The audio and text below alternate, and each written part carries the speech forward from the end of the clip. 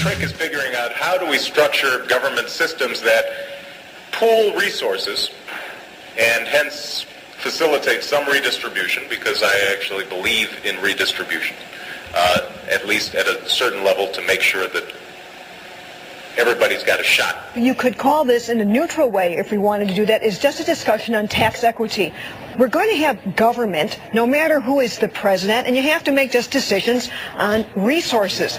Now, if you want this redistribution word, which is a word that I'm sure is intended to be befuddle people, because it's not a word that real people use. Okay. Now you understand why they're not running this on the networks. Welcome to the Savage Nation. This is your president, way, way, way before he was a glint in the eye of the communists who put him in power, way before Soros ever heard of him, when he was just sort of an unknown guy. He was talking about redistribution. Now, as you know, everything about Obama is invented. There's virtually nothing that's real about him. He is the most fabricated individual in the history of American politics. The reason he has not been vetted is obvious. Had he been vetted, he wouldn't even be an FBI agent. In fact, had he been vetted, he couldn't become a Secret Service agent to protect himself. In fact, had he been vetted, he couldn't even be a Chicago cop. In fact, he's the most invented individual in the history of America. One of the best articles on this is a series of 10 articles that's just come out today in the Washington Examiner. That's astounding, by Mark Tapscott. He's the editor-in-chief. And it's in 10 chapters. A Childhood of Privilege, Not Hardship is chapter 1. And it talks about how First Lady Michelle Obama and her husband invented a life for themselves that was not real. And we're going to talk about that on the Savage Nation and ask how, in spite of the fact, or shall I say despite the fact, that Obama is a complete phony and a fraud, you're going to find out that he actually threw black people out of tenements in Chicago in the middle of the winter as a lawyer for a wealthy owner of these tenements. You'll find out other things he's done to the poor that have been buried by the drug addicts in the mainstream media. But before we go into the 10-part series on the Savage Nation, we will learn everything about Obama that the mainstream media has hidden. I want to talk about redistribution to show you how dangerous it really is. It sounds benign, redistribution.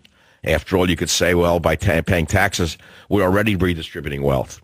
The best and most concise article on this is by Thomas Sowell in Investors.com. I linked it on michaelsavage.com for those of you who still read. His article is worth quoting. Fallacy of redistribution has grave economic impact. I wouldn't put it that way, but that's the way Thomas does.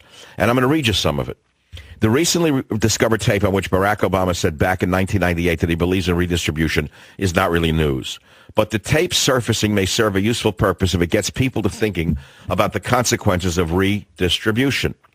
Those who talk glibly about redistribution often act as if people are just inert objects that can be placed here and there like pieces on a chessboard. But if human beings have their own responses to government policies, then we cannot blithely assume that government policies will have the effect intended. The history of the 20th century is full of examples of countries that set out to redistribute wealth and ended up redistributing poverty. The communist nations were a classic example, but by no means the only example. In theory, confiscating the wealth of the more successful people ought to make the rest of the society more prosperous. But when the Soviet Union confiscated the wealth of successful farmers, food became scarce. As many people died of starvation under Stalin in the 1930s as died in Hitler's Holocaust in the 1940s. How can that be? It is not complicated. You can only confiscate the wealth that exists at a given moment. You cannot confiscate future wealth. And that future wealth is less likely to be produced when people see that it is going to be confiscated. Farmers in the Soviet Union cut how much time and effort they invested in growing their crops when they realized that the government was going to take a big part of the harvest. Listen to this. They slaughtered and ate young farm animals that they would normally keep tending and feeding while raising them to maturity. People in industry in America, for example, are not inert objects either. Moreover, unlike farmers, industrialists are not tied to the land in a particular country. Financiers are less tied down, especially today when vast sums of money can be dispatched electronically to any part of the world. If confiscatory policies can produce counterproductive repercussions in a dictatorship, they are even harder to carry out in a democracy. A dictatorship can suddenly swoop down and grab whatever it wants. But a democracy must first have public discussions and debates. Those who are targeted for confiscation can see the handwriting on the wall and act accordingly. Now, he's an intellectual, Thomas Sowell. I'm not. I'm a mere talk show host. It's true that I have a PhD from a great university. It's true I've written 28 books. But I consider myself a man of the people. I'm not an intellect who would be invited to the Hoover Institution. But even I can understand what redistribution really means. It means that if the government becomes so onerous, the people who run factories, own factories rather, the people who build businesses just stop building businesses. They say, the heck with it, I'm giving up. Let the government go to hell. I'm not even going to invest any more of my energy. I have enough money to screw them, and I'm leaving.